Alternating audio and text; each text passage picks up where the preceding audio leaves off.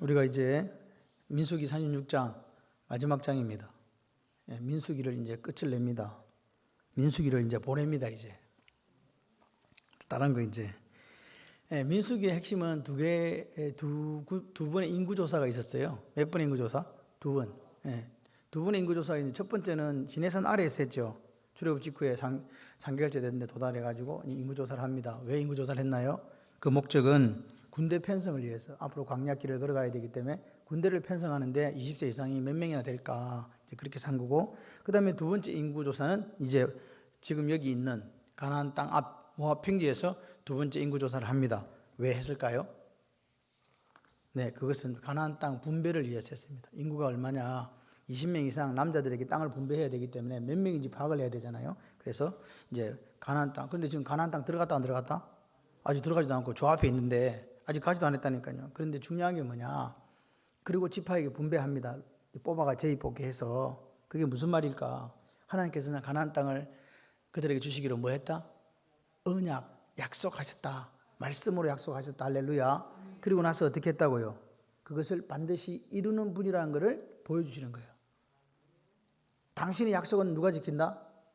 우리가 이스라엘 백성 역사를 보면 이스라엘 백성들은 땅을 받을 자격이 없어요. 그들의 삶은 원망이었고 불평이었고 반역이었고 배반이었잖아요. 그럼에도 불구하고 하나님은 당신의 한 약속을 이루어 가시는 거예요. 창세기 15장에 하나님께서 언약을 아브라함과 맺으실 때 아브라함은 그 쪼갠 고기 사이로 지나가지 않았습니다. 누구만 지나갔습니까? 하나님만이 지나가셨습니다. 하나님만이 혼자서 계약을 하신 거예요.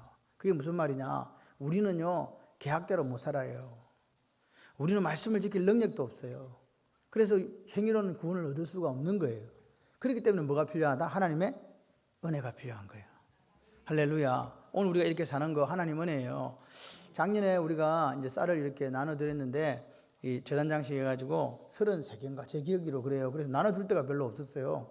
그래가지고 뭐 나눠줄 데도 별로 없고 해서 그냥 그렇게 좀 추수감사절을 그렇게 보냈어요. 그런데 이번에는 쌀이 50개가 좀 넘어요. 그래가지고 제가 몇 군데 교회를 줬냐 하니까 8군데 교회를 줬어요.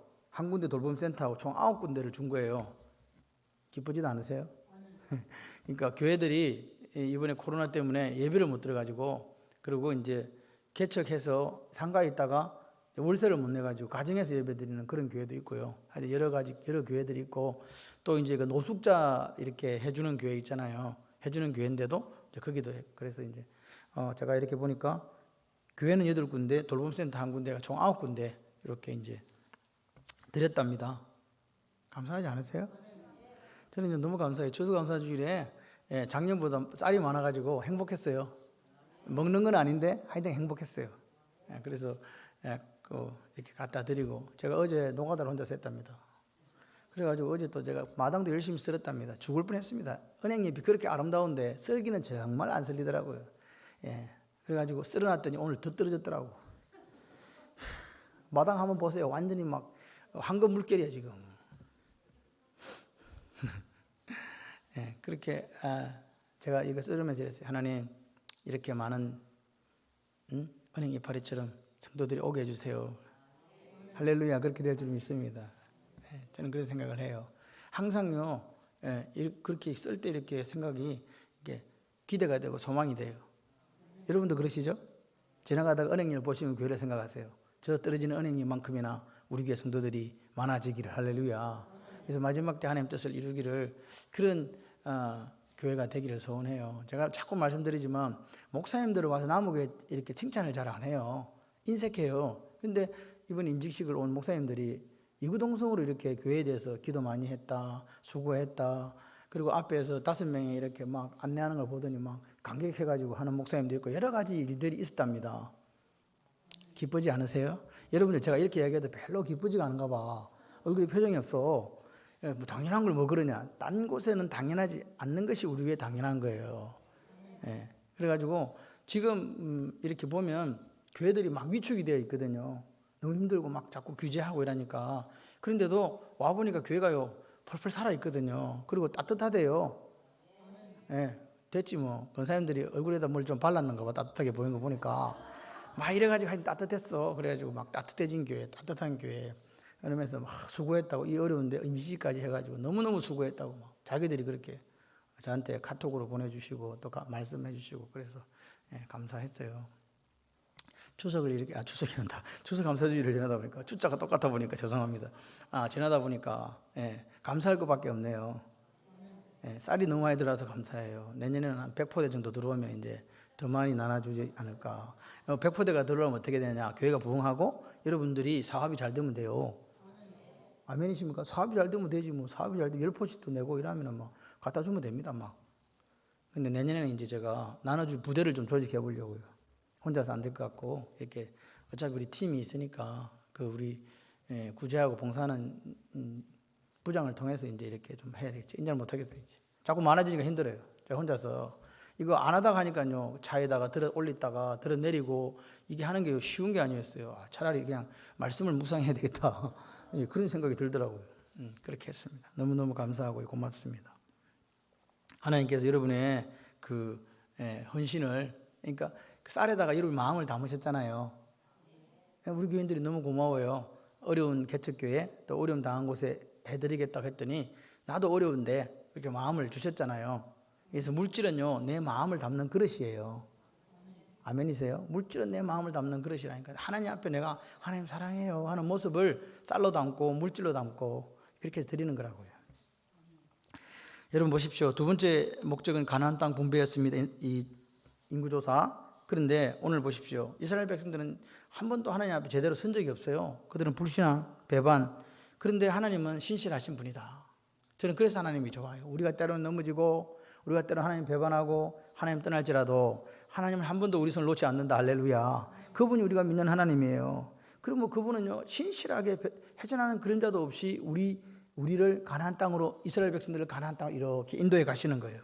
그리고 하나님께서는 들어가지도 않는데 이미 이스라엘 땅의 사방 경계를 다 모세에게 말씀을 해주세요. 그리고 뭐예요? 땅도 이미 다 제비 뽑아라 다 숫자대로 분배해 주신 거예요. 그리고 이제 오늘 말씀이 뭐냐니까 그 분배받은 땅, 그 기업, 인헤리턴스 기업이 이제 다른 데 넘어가지 않고 잘 보존하기를 원하시는 하나님의 마음을 지금 이야기해 주는 거예요. 그래서 오늘 사실은 이 장은 여성 특례법이에요. 뭐 이거 설교하려면 몇 시간을 사실 해야 돼요. 여성 특례법에서는 남성과 여성이 동등하다고 하나님께서 규정해 주시는 거라고요. 생각을 해봐요. 지금도 땅을 받는데 남자 여자 똑같이 받는다니까요. 그 이때가 언젠데 3,500년 전 이런 게 어디 있냐고요. 하나님 법이에요. 여러분 이 혁명적이지 않습니까? 지금이야 그 당연한 이야기. 유전남자가 구별이 어디 있어. 그러지만 옛날에 여자가 사람이었냐고요. 재산으로 소유되었고 자기 어떤 그런 걸로 소유되는 그 시대에 하나님께서 여성들에 대해서 이렇게 법을 정해 주셨다는 것은 이스라엘 민족에게 이거는 혁명 중에 혁명이었습니다. 그래서 오늘 이 다른 지파에게 넘어가지 않는다 이 말은 언약적 축복이 하나님이 언약을 해서 여러분에게 준 복이 여러분이 계속 가지고 있으라 그 말입니다. 영원히. 따라해 보세요. 영원히. 아멘. 그러니까 영원히 하나님 주신 기업은 내가 잘 보존을 해야 되고 또 한 가지는 신실하신 하나님이다. 이 부분에서 우리가 생각을 해야 돼요. 나는 좀 부족하고 나는 좀 약한데 하나님께서는 뭐 하셔서 신실하셔서 한 번 하신 말씀 당신이 어기지 않고 그대로 이루어 가시는 분이시다.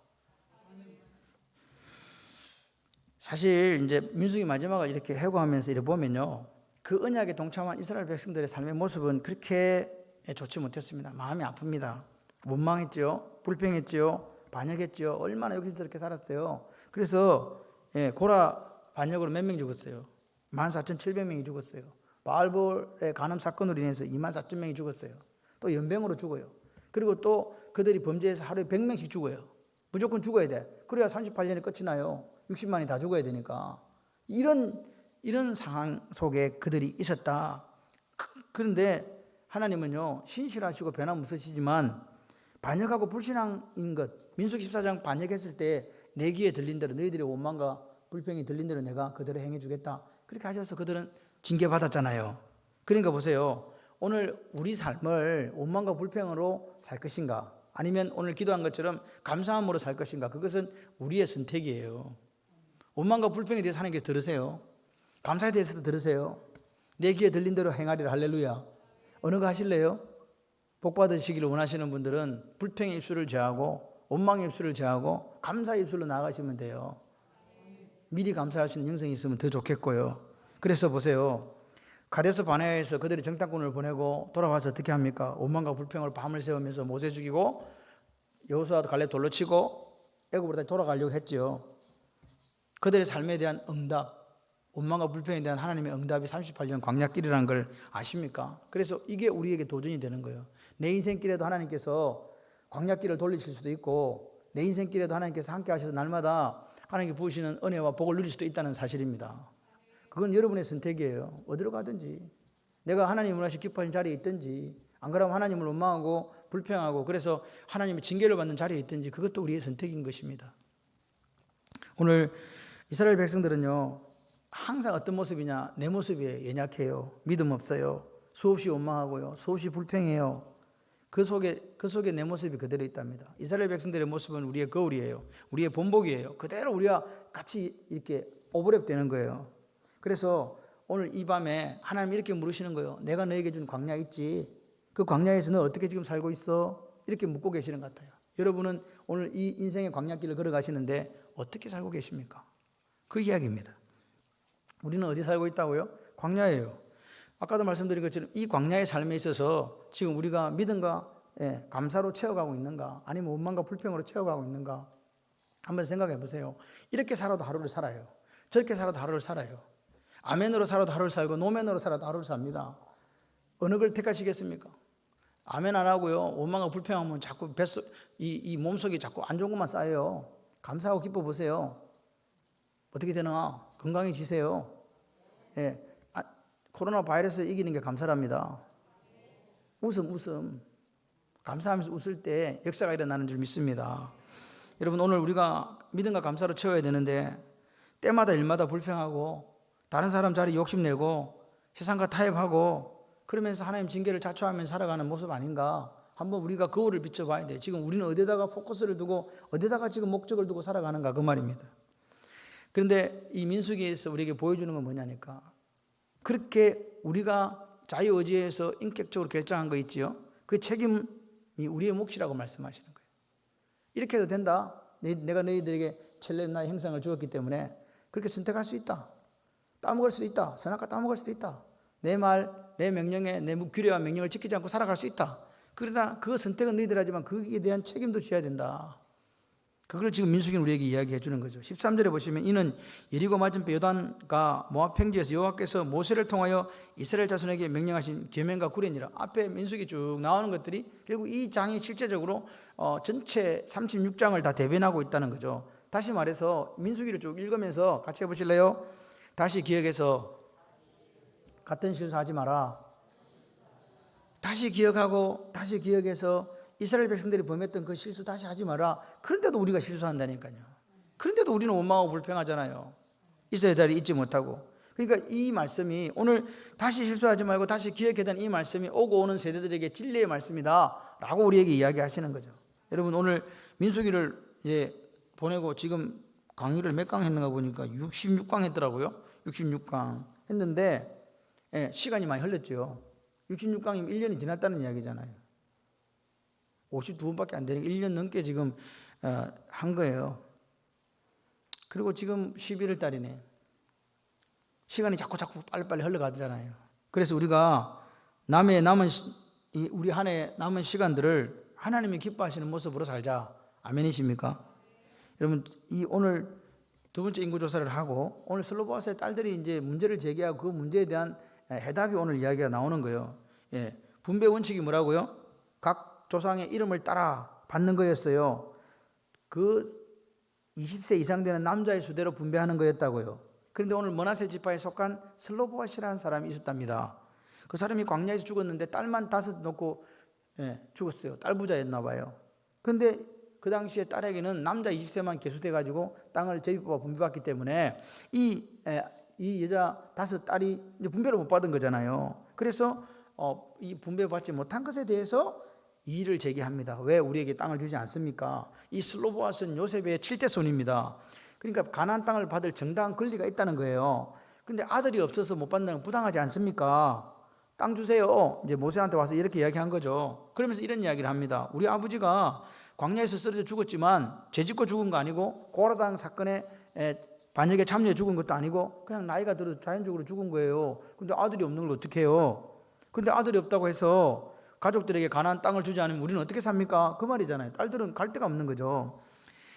모세가 사정을 듣고 거기서 판결 안 했습니다. 이게 중요합니다. 모세는 그 사정을 듣고 누구한테 말씀을 드렸습니까? 모세가 판단할 수 있습니다. 그걸 아셔야 돼요. 왜? 우리에게 뭐가 있기 때문에. 그리고 또 모세는 40년 동안 판결을 이렇게 송사나 이런 거 다 판결해왔기 때문에 그 정도쯤이야 할 수도 있다고요. 솔직히 말해서. 그런데 하나님께 물었어요.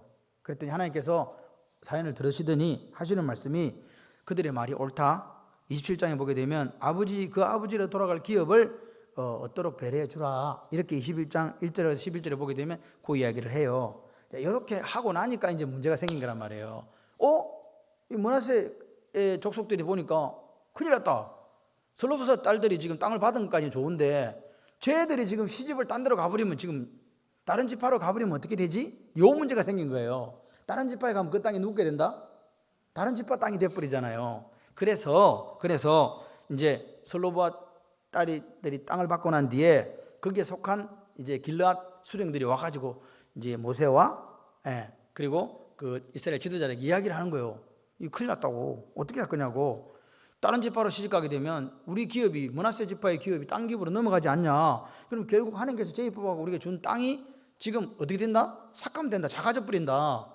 이거 문제가 생기지 않느냐. 이렇게 이야기한 거죠. 그러니까 여러분 기억하셔야 돼요. 이 땅이 그 당시에 얼마나 그들에게 중요했는가를 기억하셔야 돼요. 지금 이 땅은요 그냥 땅이 아니에요. 생명이었어요. 생명이었다고요.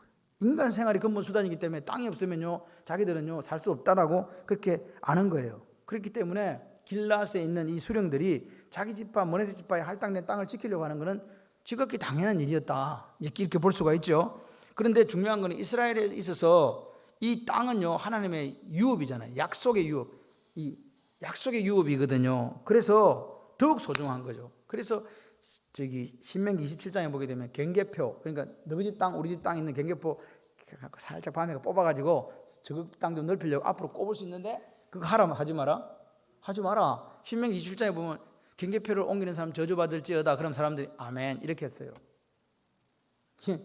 시킨 거. 자, 내가 말하면 아멘 해야 돼. 축복할 때도 아멘 하고 저주할 때도 아멘 하는데 이제 이거 경계표 옮기는 사람 저주받을지어다. 아멘. 이렇게 한 거라고. 그러니까 경계표를 옮긴다는 거는요. 저주받는다는 건 죽인다는 이야기거든요. 그만큼 엄하게 다스리던 벌이다 이 말입니다.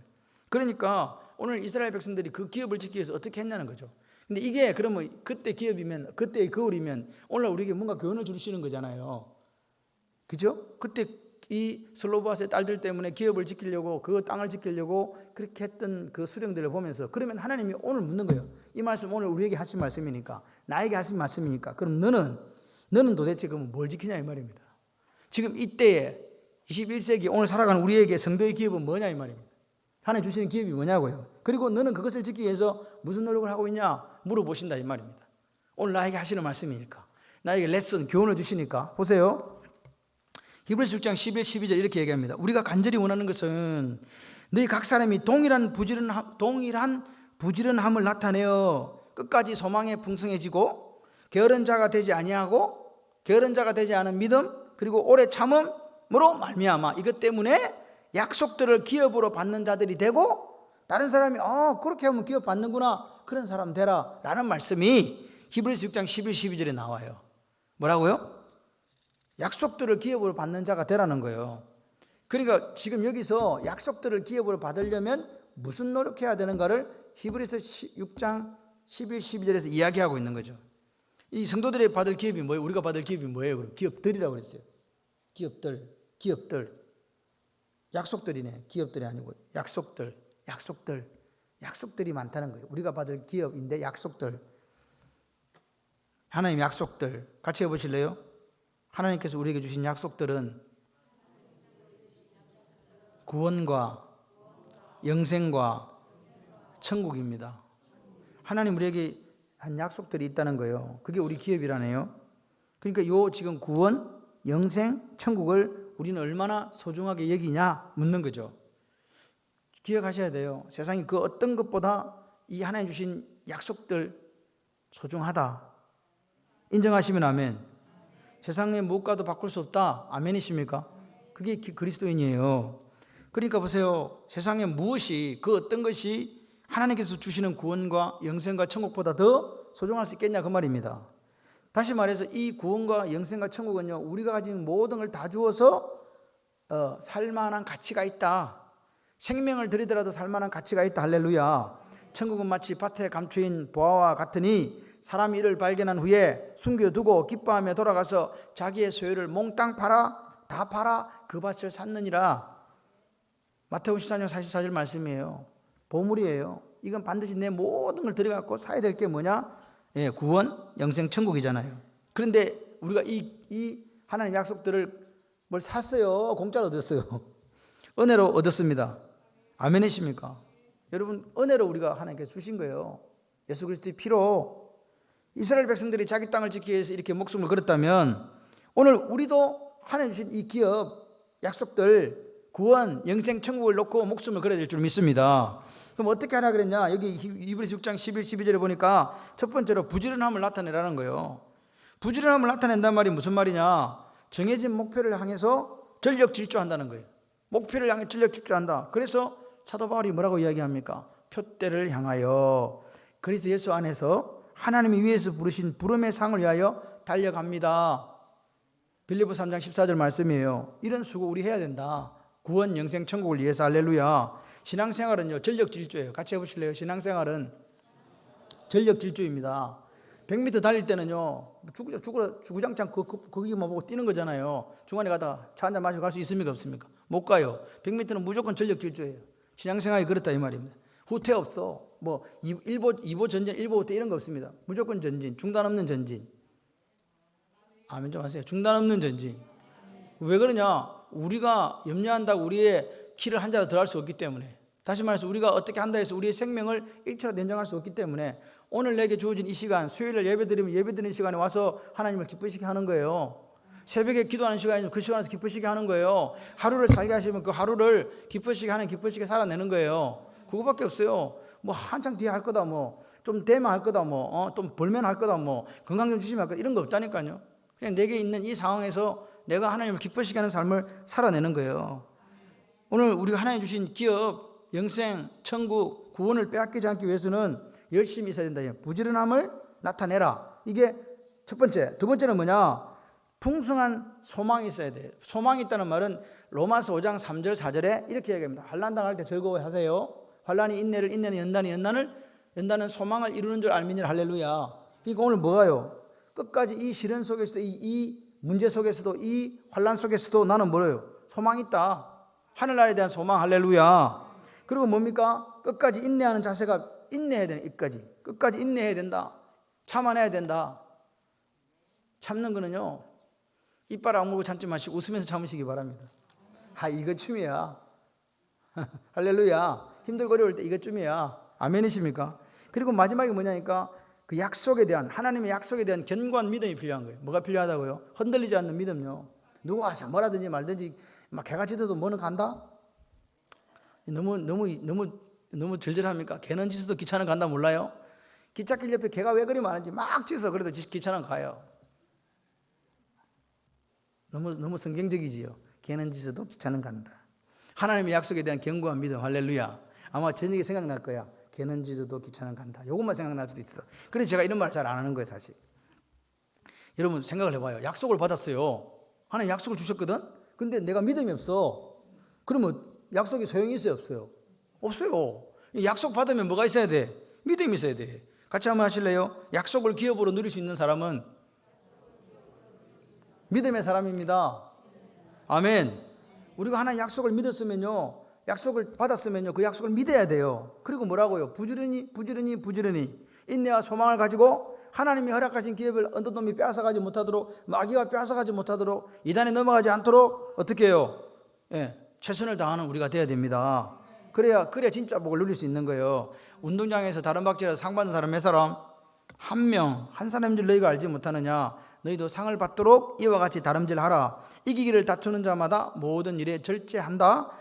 그들은 썩을 승리자의 관을 얻고자 하되 우리는 썩지 아니할 관을 얻고자 하노라. 아멘. 고린도전서 9장 24, 25절 말씀. 우리는 썩지 않을 관을 얻기 위해서 다른 박질 하는 거예요. 다른 박질 하면 몇 등 해야 된다? 1등 해야 돼, 1등. 근데 여기 보니까 운동에 재질이 없는 사람, 우리 사모 같은 게 맨날 꼴찌하고 자전거도 못 타, 스케이트도 못 타, 아무것도 못 타. 단지 잘하는 거 한 게 있어. 저를 돕는 거. 그거는 잘해요. 제가 생각하지 못하는 거. 요즘에 제가 계산이 잘 안 돼요. 이제 단단히도 계산이 안 돼. 큰일 났어. 계산을 했는데 이게 10자리도 3자리도 아니고 2자리도 한 자리였다니까. 한 자리를 계산했는데 아무래도 이 답이 안 나오는 거야. 그래서 제가 좀 늦게 올랐어요. 이상하다. 쌀이 없어진 거야. 이 도대체 쌀이 어디 간 거지? 분명히 셌는데 쌀이 없어. 아무리 세도. 그래서 이상하다. 여보 쌀이 없어졌다. 그랬더니 그래 나중에 저를 보고 바보라고.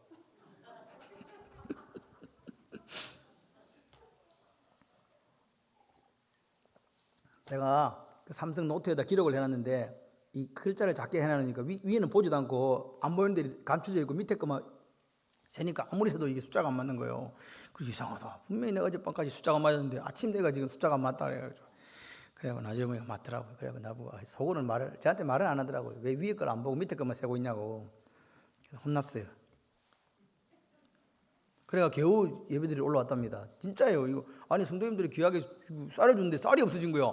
내가 분명히 나눠주고 다 계산을 했는데 없어. 그랬더니 숫자를 잘못 계산한 거였어요. 그래서 이제 모세가 지금 이렇게 길앗 수령들의 말을 인정하고 다른 지파 시집가지 말고 어디에만 시집가라?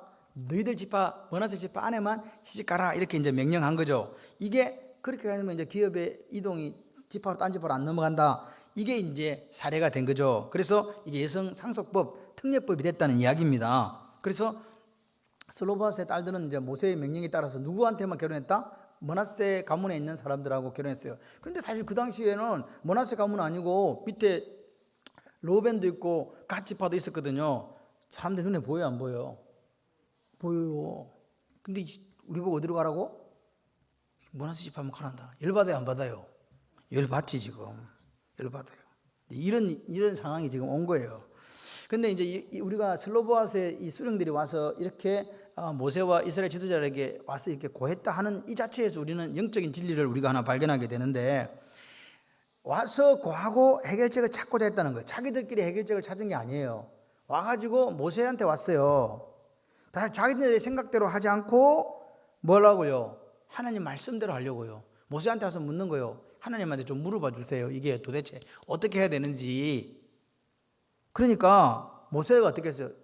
뭐 하나님한테 물을 게 뭐가 있어? 내가 이야기해 줄게. 걔들은 그냥 그것을 그냥 결혼하라 이렇게 할 수도 있다니까요. 근데 모세도 누구한테 물었다? 하나님께 물었다. 여호와의 말씀, 즉 하나님의 뜻이 뭐냐, 하나님의 생각이 뭐냐를 정확하게 길앗 지파의 수령들도 와서 물은 거고 그 말을 듣고 모세가 내가 단순한 문제일 수 있으니까 광야 40년 동안 다 이때까지 송사를 판단해 왔잖아요. 그래서 판단할 수 있는데 근데 모세는 어떻게 했냐? 자기의 경험이나 자기의 생각이나 자기의 지적을 따르지 않았습니다. 판단하지 않았습니다. 문제를 제기한 길앗의 수령들이나 해결책을 제시한 모세 모두 어떻게 했느냐? 철저하게 하나님 말씀을 따라서 문제를 해결했다. 이게 중요한 거예요. 오늘 우리가 어떤 문제를 해결할 때 어떻게 해결하냐 이 말입니다. 보세요. 우리가 어떤 문제에 부딪혔을 때 어디 가서 해답을 찾는가? 그걸 지금 제시하는 거예요. 이 영적인 진리를. 뭐라고요? 어디서 해결책을 찾는다? 하나님 말씀에서. 아멘이십니까? 하나님 말씀에서 해결책을 찾는 거예요.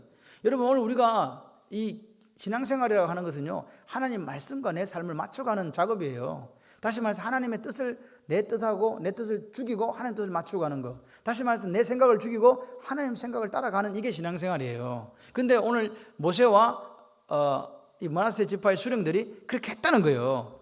오늘 보십시오. 오늘 우리가 생각할 때 사실 우리가 하루 살잖아요. 그럼 대수롭지 않는 일이 있어요, 없어요?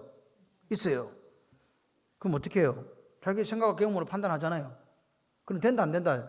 안 된다 이 말입니다. 하나님 앞에서는요, 큰 기도의 제목도 없고 작은 기도의 제목도 없어요. 하나님 앞에서는 똑같아요. 우리가 생각할 때 대수롭지 않다고 생각하고 우리가 생각할 때 중하다고 생각할 뿐이지 하나님 입장에서 바라볼 때는 똑같다. 이해되시면 아멘. 근데 대수롭지 않은 문제는 지가 알아서 해결하고 자기가 알아서 해결하고 조금 이제 힘들고 특별한 도저히 해결할 수 없는 문제를 생길 때는 그때 이제 하나님 와요. 와가지고 기도하죠. 그때는 말씀을 통해 찾으려고 해요. 요 정도는 또 괜찮아. 특별한 일이 딱 생기니까 하나님한테 오는 게 아니라 사람을 찾아가는 경우도 있더라는 거죠. 그렇지 않습니까? 우리가 어떤 문제를 해결하려고 할 때 공부를 많이 한 사람, 경험이 많은 사람, 또는 권력이나 물질이 많은 사람한테 가서 내 문제를 해결해 달라고 할 수 있다 이 말입니다. 근데 성경은 이야기하는 거예요. 너희들은 이런 상황이 생겼을 때 아무 대수롭지 않은 문제, 또 크고 도저히 네가 해결할 수 없는 문제, 또 크고 특별한 문제가 생겼을 때 어떻게 할 거냐 이 말입니다. 여러분 어떻게 하실래요? 어떻게 하는 게 지혜로운 방법인가? 지금 하나님 앞에 오지 않는 방법은 다 잘못됐다고 성경은 이야기하는 거예요. 아멘이십니까? 아무리 작고 사소한 일일지라도, 반대로 아무리 크고 어려운 문제일지라도 우리는 어떻게 해야 된다? 하나님 앞에 기도한다. 그리고 기도하면서 하나님의 지혜와 하나님의 뜻을 구하고 말씀을 통해서 하나님의 뜻을 발견하고 그 하나님의 말씀을 통해서 결정 내려야 된다. 이게 교회의 원칙이 돼야 돼요. 그리고 우리 삶의 원칙이 돼야 되고. 아멘이십니까? 여러분 잘 생각해 봐세요. 하나님은 무슨 하나님이야? 창세기 17장 1절 나는 전능한 하나님이라. 할렐루야. 하나님은 전능한 하나님이세요. 전능하다는 말은 모르는 게 없다는 거예요. 맞습니까? 그러니까 나보다 우리 문제에 대해서 내 문제에 대해서 더 잘 알고 계시는 분이 하나님에 있을까요? 없을까요? 없어요. 내 문제에 대해서 가장 애정을 가지고 관심을 가지고 보는 분이 하나님보다 더한 분이 있을까요? 없을까요? 없어요. 그리고 이 세상에 겪는 내 문제, 환난, 아픔, 눈물에 대해서 그걸 더 능력 있게 해결할 수 있는 분이 있을까요? 없을까요? 없어요. 다 없어. 어떤 문제든지 하나님이 해결할 수 있는 거예요. 그러니까 우리는 고민할 필요가 없어. 근데 사람들이 바보짓을 사실은 해요. 그렇죠? 그렇게 하지 마라 이 말입니다. 같이 한번 하실래요? 하나님은 내 인생에 가장 유능한 해결사이십니다. 믿으시면 아멘. 그럼 뭐 하자고요? 하나님 뜻을 구하는 기도를 하셔야죠. 날마다 기도하셔야 되는 거예요. 제가 새벽에 와서 사실은 막 피곤해가지고 새벽 말씀 딱 전하고 나면 제 마음에 막 수만 가지 생각이, 5만 가지 생각이 다 나요. 집에 가 잘까 말까, 이거 조금 자야 다음 플랜을 할 수 있다. 막 마귀가 막 저한테 막 그래 빨리 가 자라 막 그렇게 이야기를 해요. 그래서 제가 그런데 이제 그렇게 못 해요. 왜냐, 제가 정한 원칙이 있거든요. 여기가 내 바운다리야. 여기가 이 내 거야, 내 거. 하나님 여기 있으래. 그래서 제가 여기서 꼬꼬라져 있든지 기도를 하든지 말씀을 보든지 뭘 하든지 여기 있는 거예요. 언제까지 있기로 했냐? 그냥 7시 반까지 있기로 한 거예요. 근데 오늘은 제가요, 사실 어제 노가다를 많이 했잖아요. 그래서 잤어. 그냥 누워갖고 눈 뜨니까 다 도망가고 아무도 없더라. 와, 비겁한 사람들. 그때가 눈을 딱 뜨니까 7시인 거예요. 눈을 딱 떴더니 주여. 그래갖고 이제 보니까 아무도 없어. 저는 또 몇 시까지 있어야 되니까 7시 반까지 있으니까 그때 기도하고 이제 이렇게 하는데, 딴 날은 7시 반까지 있더만 오늘은 다 가고 없는 거예요. 저기도 가고. 이상한 사람들이 오늘 뭐 다른 일이 있나 뭐 그래서 갔나 보다. 그래고 이제 내려왔죠. 같이 기도해 주시는 게 감사해요. 네, 같이 기도할 수 있다는 게요, 이게 기도도 동지거든. 같이 있으니까 권사님도 집사님도 있구나 이렇게 하면서 기도하는 거예요. 같이 기도하실 분 모집합니다. 네, 집에 가서 할 일도 없는데 꼭 가야 되겠다고 막 몸부림치면서 막 집에 밥 해줄 일도 없는데 막 6시 15분만 되면 다 가려고. 왜 15분이 정했어요? 왜 6시 15분이 가야 돼 전부 다? 그렇게 하지 마시고 좀 더 내가 하나님과 교제를 더 해야지 이렇게 하시면서 기도하시면 좋겠어요. 역사가 일어납니다. 그 다음에 마지막으로 한 가지 영적 교훈이 있는데 그게 뭐냐니까, 슬로보스의 딸들에게 어디로 시집가지 마라? 너희 지파 왜 딴 데로 시집가지 마라 그랬잖아요. 아주 뭐라 그랬어요? 그러니까 오직 그 조상의 지파의 가족에게만 시집가라. 결혼에 있어서만큼은 자기 지파 남자가 결혼해야 된다. 그러니까 부당하고 합리적인 게, 나 지금 같이 봐야 지금 사랑하는 사람 있을 수도 있잖아요. 구속으로 여길 수 있다니까요. 그런데 하나님은 모든 걸 아세요. 우리의 지혜는 하나님의 지혜를 따라갈 수 없어. 아멘이십니까? 그래서 그 하나님께서 기업에 대한 소유권의 문제가 계속 발생할 수 있거든요. 아예 차단한 거예요. 다른 딸들도 이제는 상속을 받게 돼 있거든요. 므낫세 지파만 아니고 다른 지파의 딸들도 아들이 없이 죽으면 상속을 받게 돼 있단 말이에요. 자기 땅을. 그러면 이게 계속 이런 시비가 걸릴 수 있잖아요. 그래서 어떻게 한다? 같이 말고 거기서만 결혼해라, 살아라. 그렇게 했어요. 같이 해보실래요? 사랑의 울타리. 무슨 울타리?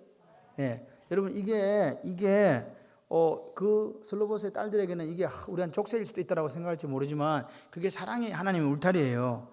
오늘 우리에게 이 말씀을 하시는 거예요. 나한테도 사랑의 울타리가 있다. 니들 아냐?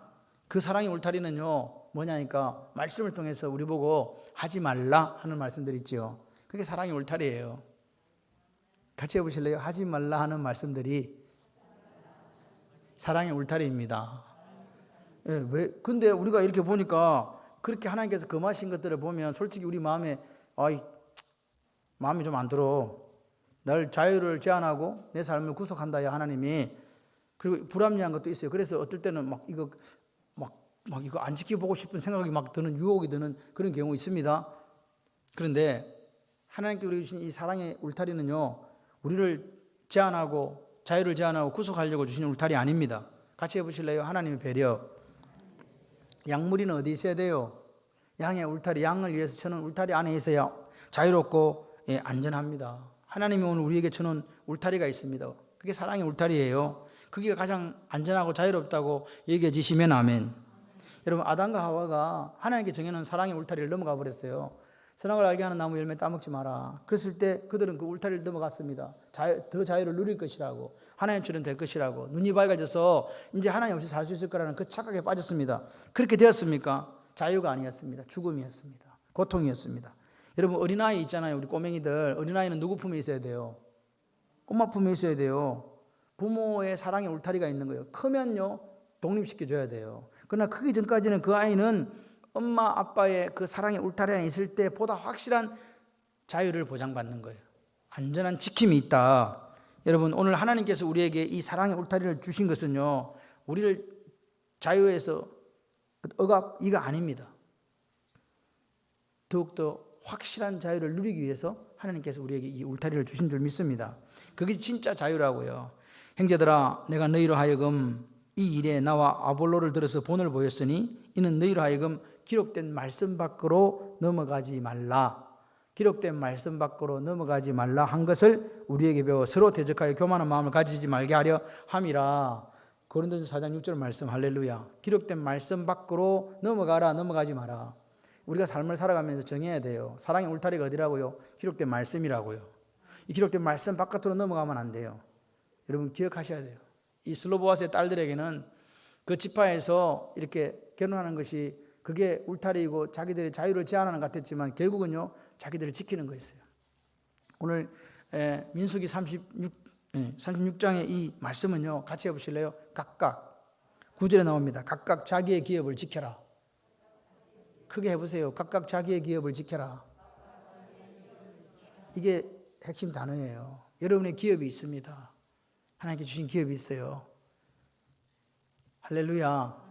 저는 그것이 무엇이든 간에 아름답다고 생각해요. 아름답다고 생각해요.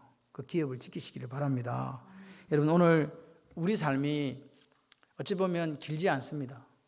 모세가 120살을 살았는데 왜 인생의 연수가 70이고 강간하면 80이고 그 수고는 슬픔과 노여움뿐이고 날아가듯이 신속하게 날아간다고 그렇게 표현했을까요? 자기는 120살 살아놓고. 하나님께 주신 지혜예요. 모세는 알았던 거예요. 40년 내 마음대로 살았고 40년 광야길에서 살다가 120살은 그 40년은 자기 인생이었어요. 하나님 인생이었어요. 하나님 인생이었거든요. 그건 하나님의 시간이었던 걸 알았던 거예요. 여러분 80세가 딱 되면요 그때부터는 누구 인생이다? 하나님 인생이다. 그렇게 생각하시면서 모세처럼 행복하게 사시기를 바라요. 하나님이 언제 불러가실지는 모르지만 제가 장기숙 권사님이 어르신이 조금 되기 조금 전이요 지금 62세가 안 되고 60세. 그래서 제가 그 비전헌금을 했어요. 그래서 제가 가만히 생각했지 왜 했지? 그랬더니 이게 환갑이구나. 그래서 이제 자기가 내가 60살이 되면 돈을 모아갖고 하나님께 드려야지. 그래서 이제 모은 거예요. 모아갖고 이렇게 하나님께 드렸어요. 그래서 제가 새벽에 기도를 했어요. 안수기도 하면서 60년을 하나님께서 은혜로 지켜주셨사오니 남은 60년도 하나님께서 지켜주시기를 소원합니다. 몇 살까지 살지는 몰라. 근데 나는 그냥 그렇게 생각했어. 그래서 그냥 그렇게 안수기도를 해드렸어요. 여러분 오늘 우리가 모세처럼 그런 생각을 가지셔야 돼요. 80년은 내가 살았는데 80년 다음부터는 보니까 하나님께서 허락하신 시간들이었잖아요. 근데 그 40년이 제 인생에서 나머지 40년이 제일 보람됐어요. 앞에 왕자로 40년, 광야에서 양치기로 40년은 아무것도 아니었는데 그 뒤에 40년은요 이스라엘 역사에 길이 기록된 인생. 모세보다 지면에서 온유한 사람 없어. 모세는 내 마음에 딱 맞아. 그렇게 말하는 사람이 모세밖에 없어요. 그런 인생이었다니까요. 그래서 우리가 우리의 삶이 여기 나오는 이스라엘 백성들처럼 연약하게 살지 말자는 거예요. 이 거울이거든요. 그렇게 살지 말고 마음을 좀 쓰자. 그리고 세월이 조금 더 지난 후에 우리가 지나온 세월들이 원망과 불평이었을까? 아니면 감사와 기쁨이었을까? 후회가 되지 않는 그런 삶이 되시기를 소원합니다. 각각 자기의 기업을 하나님께 주신 그 사랑의 울타리를 잘 지켜서 영영한 기업을 영생, 구원, 천국을 누리는 저와 여러분들 되시기를 주님의 이름으로 축원합니다. 우리 이 시간 하나님 앞에 기도합시다. 하나님, 오늘 하나님 내게 주신 기업이 있는데 나는 이 기업을 지금 어떻게 지키고 있습니까? 부지런함으로 지키게 하시고 인내함으로 지키게 하시고 믿음으로 지키게 하시고 오늘 하나님 앞에 주님 서는 날까지 오늘도 남기는 인생이 될 수 있도록 은혜와 복을 더하여 주시옵소서. 하나님께 내게 주신 이 기업을 영영히 지킬 수 있는 믿음 허락하시고 마지막 때 하나님을 가장 기뻐하시게 하는 내 삶의 후회가 없는 인생이 되도록 지켜주시옵소서.